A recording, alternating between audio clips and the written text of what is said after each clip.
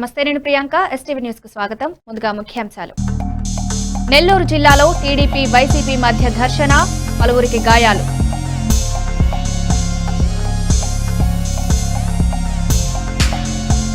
ఇక్కడ అధికారం పోయినా అక్కడ బలం మాదే అంటున్న వైఎస్ఆర్సీపీ ఎంపీ విజయసాయిరెడ్డి. ఎర్రకోటపై దాడి చేసిన ఆరిఫ్ కు ఉరిశిక్ష, క్షమాభిక్ష తిరస్కరించిన రాష్ట్రపతి ద్రౌపది. వికారాబాద్ జిల్లాలో రోడ్డు ప్రమాదం, ఒకరు మృతి, 14 మందికి గాయాలు. సచివాలయంలో చంద్రబాబు కీలక ఫైళ్లపై సంతకాలు.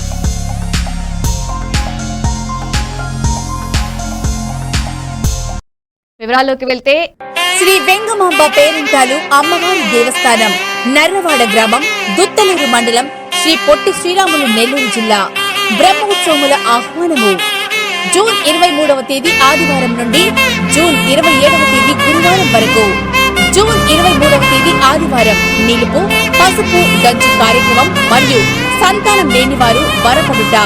జూన్ 24వ తేదీ సోమవారం సంతానం లేనివారు వరపడుట మరియు రథోత్సవము. జూన్ 25వ తేదీ మంగళవారం రథోత్సవము. జూన్ 26వ తేదీ బుధవారం పసుపు కుంకుమ ఉత్సవము మరియు కళ్యాణోత్సవము. రాత్రికి ప్రధాన ఉత్సవము. జూన్ 27వ తేదీ గురువారం పొంగళ్లు మరియు రాష్ట్ర స్థాయి ఎడ్ల ప్రదర్శన.